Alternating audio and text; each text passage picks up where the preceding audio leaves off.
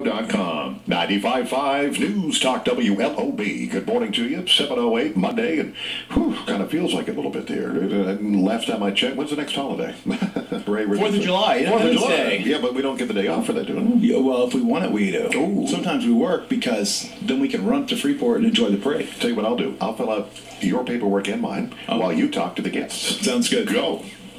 Ted Talbot, thank you. In the studio with us are three freshman house members, Beth O'Connor, Amy Volk, and Heather Sirocki. Good morning. Nice to see all of you. Good morning. Good morning. Great to see you. You're back again. I guess this is your third trip down the aisle with us, but you guys this is your first time here. Thanks for coming in. Thanks for having us. A lot of exciting stuff going on up at the legislature as you're trying to wind down and get out by the statutory deadline of June 15th. I'll start with you. Tell us what's happening. You're on the Health and Human Services Committee. Yes, I am. And one of the big pieces Governor LePage campaigned on and has proposed has been welfare reform. Where are we with all this? It's been rather difficult. We have tried to implement changes in the TANF program, and what we're doing right now with great difficulty, a great part of the budget is rolling back our to the federal poverty level, which is at 133%. And I don't know if you know what those levels are in Maine, but you can come in and get most benefits. A lot of them are around 165 to 185%. Right. And some of them actually, for a family of 6, for instance, some of the programs are up to over 300% of the poverty level. If you're a family of 6, that's about $7,400 a year. So these are the things that we think need a lot of change. What's the income level of it? Because the percentages, I apologize for not being the wonk that I should be, but tell me what those percentages mean in income. Where are those people? I would give you the exact numbers. The only one that I do know is at over 300% of the poverty level, that's over $7,000 a month for a family of 6. At 133% for one person, I believe that's over $1,000 a month. That they receive from the state? Yes. I see. What is their income level? That's what their income is. Oh, that's what their income is. That's what their income is. What their income is. Correct. Oh, I see. Correct. And it's unfortunately, it's been very, very difficult because you don't want to hurt people. You want to make sure that they're safe, they have a safe zone, but we are a true outlier, and so if we want to rein in our spending here, and an integral part of our budget is to roll back to the federal poverty level, which is 133%. And I've had calls from people who have said, well, gee, this is really going to hurt me, it's going to hurt my family, because I get benefits and I'm at 200% of the poverty level. And it is unfortunate, and I would like to see, I think that what we've done is have, with something like the TANF program, we've made corrections to that, and I think what we're trying to do is wean people off the system and try to get more people out to work. Good. Well, I think that's really the key to this whole mess we're in. We enable people to be dependent instead of empowering them to be self-sufficient. That's what this whole problem with the state of Maine's government is. Not the Maine people, but Maine's government. I agree with you, Ray. It's been very difficult, and this didn't happen overnight. This has been happening for decades, and each year we've given a little bit more, and we've actually created a state of dependency, and that it's going to be really hard to get away from that. But the discipline just can't go on those that are affected, can it? They're enabled, but boy, that discipline has got to come from the enabler, and that is the state. And if you don't show any fiscal restraint here, how on earth could you expect any discipline from the people who are getting it, right? You are correct, and I believe that I think there was a package that just came out, and the legislature itself, our operating costs are going to be reduced by $8.4 million, right, I believe. So I think that's a really fabulous start. The largest reduction in legislative cost in the history of the state of Maine. Yes, absolutely. So I think that's wonderful. I think it's rich. Yeah, we're on a really good path here. Good. Amy, let's go to you very quickly. Last week, the public hearing was held on LD 309. You were here the day of the hearing, I believe, and you said your mind was open. You heard a lot of testimony. Where you stand on that issue now?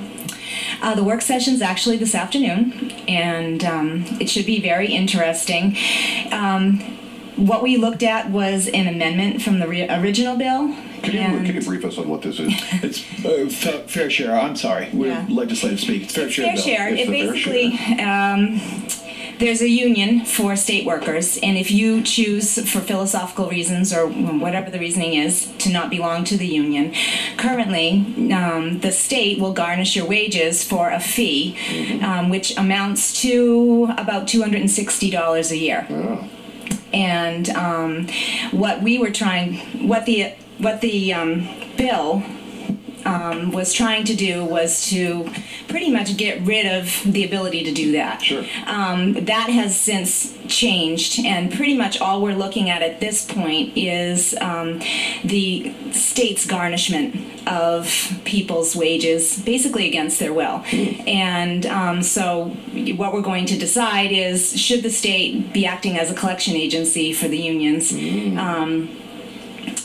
Without necessarily, people's consent. To me, that's the big issue. If you have anything taken out of your wages other than taxes, normally you sign some sort of a waiver giving permission for that. And I don't think that union service fees should be any different. And that's kind of what I've arrived at. I would actually personally be okay with perhaps considering looking at the people who were forced to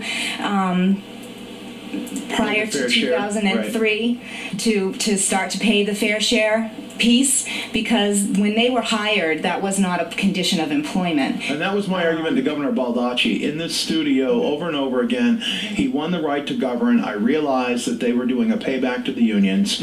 If they had grandfathered those employees who were not part of the union and said, going forward, if you want to work for government, you have to belong to the union, I could have lived with that. He won the right to govern, but I thought this was an immoral practice. Because he was grandfathering those. He did grandfather. Well, prior to 2003, it was just new hires. 2003 to 2005, it was only new hires. 2005 began to be applied to everybody, but it was still something that the union had to collect. And then in 2007, Senator Ethan Strimling pushed through a bill that required the state to take those fees directly from people's paychecks. So that's the timeline.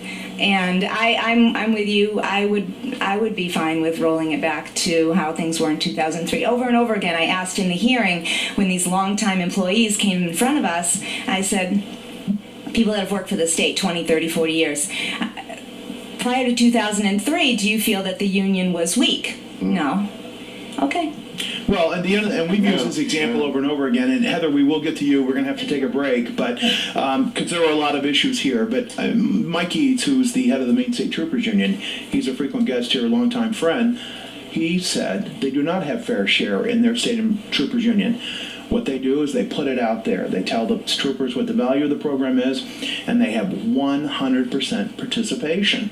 So forcing people to do something, I call it a work tax. It is a work tax.